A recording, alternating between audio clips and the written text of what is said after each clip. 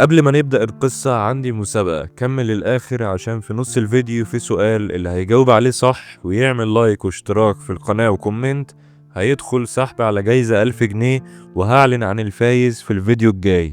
يبدأ الفيلم بولد صغير اسمه ليو، وبتكون جدته بتصحيه من النوم علشان يروح المدرسة. ليو بيكون مهووس بالمصارعة الحرة، وأوضته مليانة ألعاب لاعبين مصارعة. هو بيحب المصارعة جدا وبيتمنى يكون مصارع مشهور لما يكبر. وبنشوف ليو هو بيلبس هدومه وبيجهز نفسه بسرعة علشان ما يتأخرش على المدرسة. بيركب العجلة بتاعته ويمشي يقابل أصحابه ويروحوا المدرسة سوا. ولما بيوصلوا هناك بيقابلوا أشهر طالب في المدرسة واسمه تريفور، ودايما بيتنمروا على ليو وأصحابه وبيقلل منهم قدام كل الطلبة. وحتى المرة دي بيفضل يرخم عليهم ويقلل منهم، وبيرخم على ليو بالذات وبيضربه لحد ما تشوفهم المدرسة. وبعدها بيروح ليو يقعد مع أصحابه، وبنلاحظ إن ليو معجب بواحدة زميلته اسمها إريكا، لكن إريكا بتكون مش واخدة بالها منه ولا ملاحظاه، وهو مش قادر ياخد خطوة ويكلمها لأنه خجول جدا.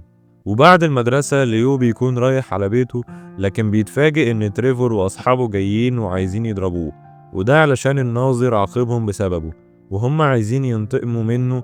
فبيجري ليو على العجلة بتاعته وبيحاول يهرب منهم، وهم بيبدأوا يطاردوه. فبيدخل ليو بيت فيه حفلة علشان يستخبى منهم جوه، وبيدخل أوضة معينة في البيت ويقفل على نفسه، والأوضة دي بتكون مليانة حاجات عن المصارعة. فبيدخل ليو يستكشف الأوضة دي وبيلاقي صندوق وقناع شكله غريب جدا، وبتكون ريحته وحشة بشكل مبالغ فيه. وبرغم ريحة القناع الوحشة بيقرر ليو يلبس القناع ده علشان شكله قناع بطل مصارع. لكن في نفس اللحظة بيدخل صاحب البيت على ليو وما بيلحقش ليو يلبس القناع، وصاحب البيت بيسأل ليو بعصبية هو بيعمل ايه في البيت عنده. فبيوضح ليو ان في مجموعة ولاد بيطاردوه علشان يضربوه، وان هو مش هيقدر يتصدى ليهم، فكان بيحاول يهرب منهم ودخل بيته بالصدفة. فبيزعل صاحب البيت على ليو وبيعرض عليه ياخد القناع ده لو هو عايزه. فبيفرح ليو وبياخد القناع وبيمشي، وبيرجع ليو البيت ويقعد مع جدته ويتفرجوا سوا على ماتشات المصارعة. وبعد ما الماتش ما بيخلص بيشوف إعلان لمسابقة من اتحاد WWE للمصارعة، واللي هيكسب في المسابقة دي هيمضي عقد مع الاتحاد وهيبقى مصارع رسمي. وبيبقى فيه كمان جايزة قيمتها 50,000 دولار، وكمان المسابقة هتتعمل في المدينة اللي هم عايشين فيها. فبيفرح ليو وبيتحمس جدا للمسابقة دي.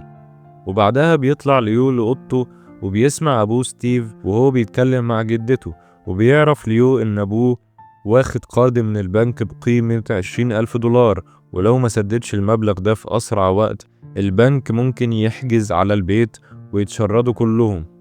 فبتتصدم الجدة وبتسأله هتجيب المبلغ ده منين، فبيقول لها ستيف إنه بيدور على شغل وهيحاول يدبر المبلغ. وليو بيسمعهم وهو زعلان ومتأثر، لكن مفيش حاجة في إيده يعملها. فبيروح ليو يلعب بأي حاجة علشان يسلي وقته ويبطل تفكير في موضوع القرض بتاع أبوه. فبيطلع القناع الغريب اللي صاحب البيت اداهوله وبيقرر يلبسه، وأول ما بيلبسه بيتفاجئ إن صوته اتغير وبقى صوت شخص بالغ، وكمان طريقة كلامه بقت شبه نجوم المصارعة المشهورين.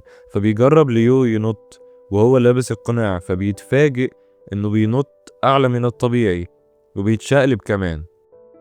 ولما بينط الدولاب كان هيقع عليه، لكنه يقدر يوقفه بصباع واحد بس. هنا بيكتشف ليو إن القناع ده بيديله قوة خارقة، وبيقرر يتأكد بنفسه. فبينزل الجراج وبيجرب يشيل عربية وبيلاقي نفسه قادر يشيلها بإيد واحدة. وبعد كده بيروح يضرب شجرة ويكسرها عادي، وكل شوية بيستغرب من القوة اللي القناع بيديهاله. فبيقرر يبحث عن القناع ويشوف حكايته. ولما بيبحث بيلاقي إن في أسطورة قديمة بتقول إن القناع ده سحري وبيدي قوة غامضة وخارقة بس الأشخاص اللي يستحقوا القوة دي، والقناع هو اللي بيختارهم. فهنا بيفهم ليو إنه شخص مميز وإن القناع اختاره هو. تاني يوم بيروح المدرسة وبيلاقي تريفور وشلته بيضربوا صحابه، فبيقرر يستخدم القناع وينقذهم. فبيطفي النور وبيلبس القناع، ولما النور بيرجع كل الطلاب يتفاجئوا إن تريفور وأصحابه مضروبين ومتعلقين، والطلبة كلها بتضحك عليهم وبيمدحوا ليو رغم إنهم ما شافوش اللي حصل. وبعد المدرسة بيقعد ليو مع أصحابه وبيتكلموا عن اللي حصل لحد ما يظهر إعلان المسابقة تاني، وليو بيركز فيه أكتر وبيلاحظ إنه ممكن يكسب فلوس كتير ويسد دين أبوه. فهنا بتجيله فكرة وبيقرر يشترك في المسابقة، لكن وهو لابس القناع. وبالفعل بيبدأ يجهز نفسه وبيختار اسم مجهول وبيروح يسجل في المسابقة رسمي. ولما بيدخل وسط المصارعين الكل بيستغرب من شكله وسنه، فبيتعاملوا معاه باستهانة إلا مصارع واحد طيب اسمه سيموز اللي بيتعامل معاه كويس وبيقعد جنبه. وبيبدأ مصارع مشهور يعلن بداية التصفيات، وأول مرحلة بتكون رمي برميل تقيل، وأبعد رمية هي اللي بتتأهل. بيجي مصارع ضخم اسمه شمشون وبيرمي برميلين مرة واحدة، فالكل بينبهر بيه. لكن لما يجي دور ليو بيرمي البرميل بقوة لدرجة انه بيخرج بره المبنى، فالكل بيتفاجأ وبيبدأوا ياخدوه بجدية. وبيكمل ليو بيتفوق في كل المراحل لحد ما يتأهل مع أفضل المتسابقين ومعاه سيموز وشمشون.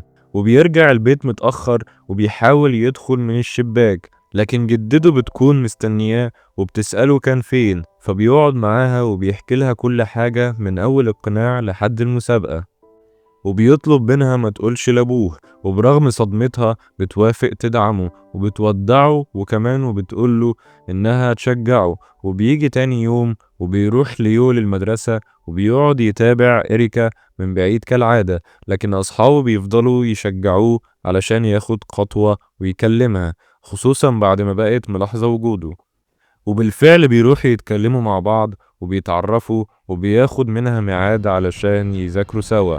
وبعد المدرسة بيروح ليو للمسابقة علشان اليوم ده بيكون في بداية دور ال16 وبيواجه خصم قوي جدا، لكن ليو بيكون واثق في نفسه وفي القناع.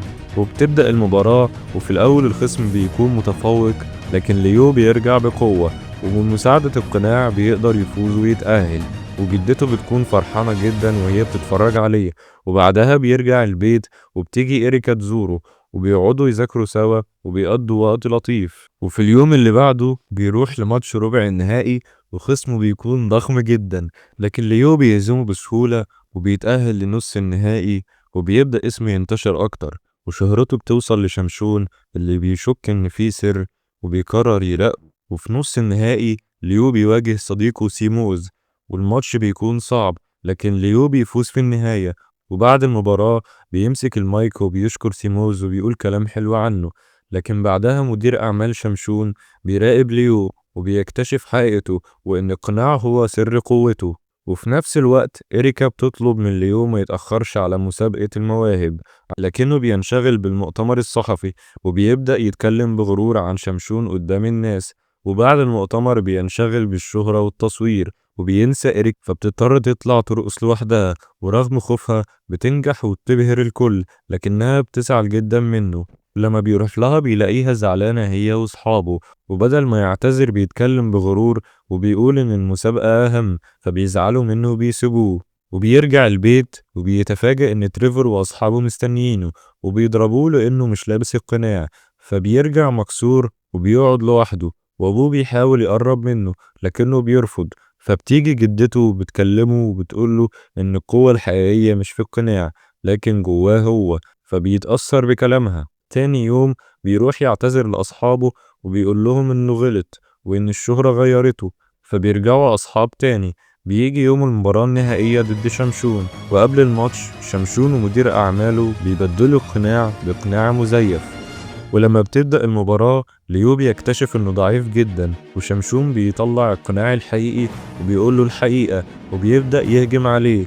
ليو بيهرب وبيطلع فوق القفص وشمشون بيطلع وراه، لكن بنكتشف ان شمشون بيخاف من المرتفعات وليو بيستغل ده.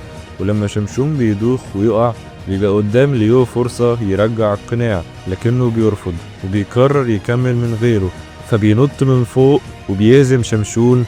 ليو بيكسب المباراة والجايزة وبيسدد ديون أبوه وبينقذ البيت، لكن الاتحاد بيرفض يضمه لأنه صغير في السن، فبيديله فرصة يختار حد مكانه، فبيختار سيموز. وبعد أسبوعين بنشوف ليو بدأ من جديد وانضم الفريق في المدرسة للمصارعة، وبيحاول يحقق حلمه، لكن المرة دي بقوته هو من غير أي قناع سحري. وسؤال مسابقة النهاردة، أشهر طالب في المدرسة اللي بيتنمر على ليو وأصحابه اسمه إيه؟ وبكده نكون خلصنا القصة. لو الفيديو عجبك دوس لايك واشترك علشان يوصلك كل جديد، واكتب إجابتك في الكومنت، يمكن تكون انت الفايز. أشوفكوا في الفيديو الجاي. سلام يا أبطال.